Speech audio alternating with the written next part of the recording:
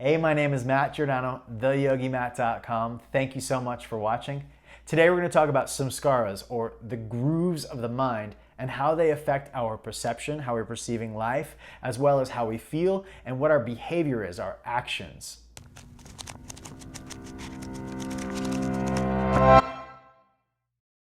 Both the yoga tradition and modern day psychology acknowledge that the mind or the brain form a bunch of patterns based on our life experiences. That is, when I raise my hand in a classroom, that we all know that that means somebody has a question. Now that pattern is formed in our brain in order to be more efficient, so that we don't have to wonder why that person is raising their hand every single time. We have a quick relay that says, hand is raised in a classroom, so I know this is for a question. Now, if somebody raises their hand in the middle of a city street, we might know that that's something different. That's a different pattern that has formed, saying this person's hailing a cab.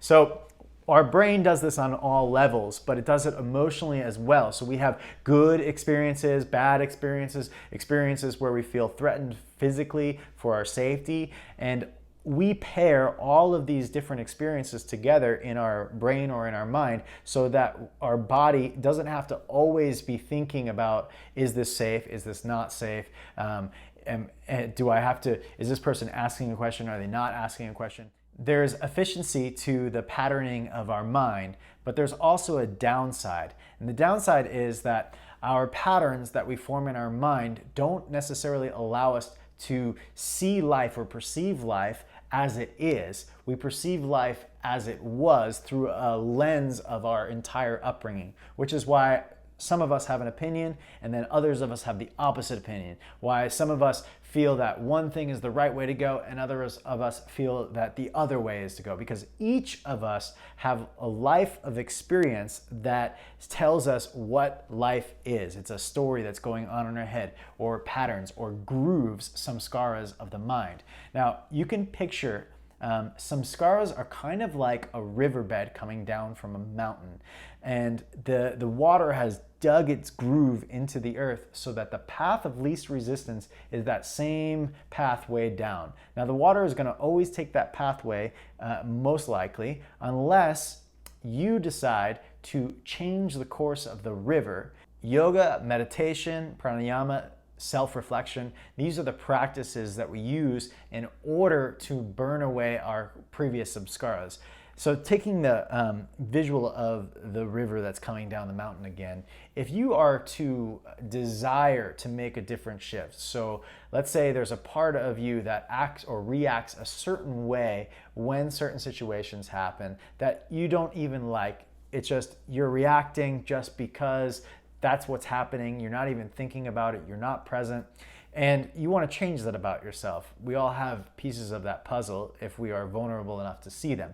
So you want to make the change, but you don't know how, because in those moments your emotions get really heightened, and then parts of your mind start thinking. You start thinking about why you're right, about you have the right to say it this way, and so on and so forth.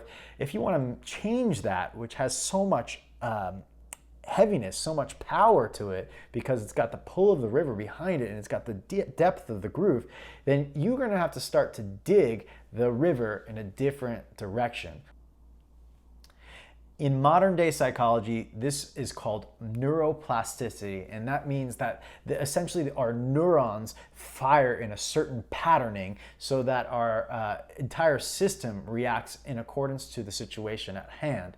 Now, some of these patterns are good patterns. Remember that. We don't want to necessarily erase all of our good patterns. We still want to brush our teeth every morning. That pattern is really good to have. We don't want to erase that. But there are patterns that don't necessarily serve us. They're behavioral patterns, their thought patterns, their emotional patterns that maybe set us in whirlwinds that don't serve our overall well-being. And so to change those patterns, we have to create new ones. And it starts with a practice like meditation, where you take a moment and you sit, and as the thoughts arise or as the emotions arise, we, instead of getting attached to them, we watch the thoughts, we watch the emotion, we become the witness of our experience rather than getting caught up in the experience.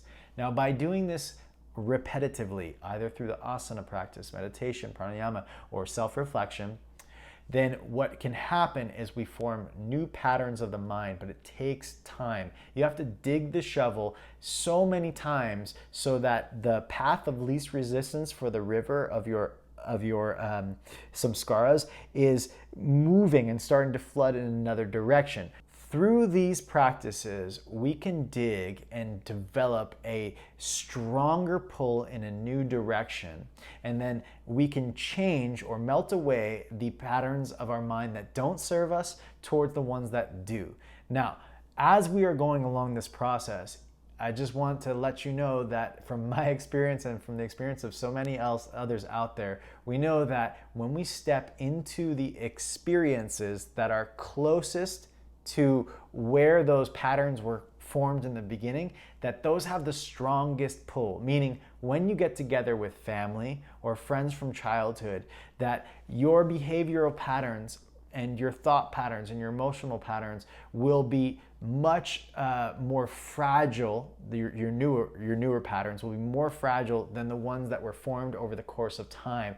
So you have to kind of be understanding as you go into those situations that it's not going to be as easy as when you sit onto your yoga mat. And it's, I think, important for us to have compassion for ourselves when we go back into those situations, because it's not the same as being on the safe space of our yoga mat. What I recommend is, before you get into these situations, make sure you're mentally and emotionally prepared for the challenges that lie ahead. And the way you do that is you get into your asana practice, you get into your meditation practice, you get on your yoga mat, and you do the work that gets you most present, and you anchor yourself into a strong intention. How do I want to act? How do I want to feel? How do I want to be? And how do I want to show up regardless of the challenges that I face? If you hold your heart into that intention, then it'll be much easier to face situations that perhaps have the stronger pull, that want to bring you right back to your old behaviors, your old thought patterns, your old emotional patterns. If you're interested in getting deep into your yoga practice and burning away the samskaras of the mind, then I highly recommend getting the Elements of Mastery online training on theyogimat.com. Thank you so much for tuning in here. I hope that these tips help you out and they support you in your life on and off the yoga mat. And if you're watching this on YouTube, please hit the subscribe button. And if you're over at theyogimat.com, you scroll to the bottom of the page where you can sign up for my newsletter. You'll get a free workshop as well as free weekly videos to support your practice. Thanks again for watching. Talk to you soon.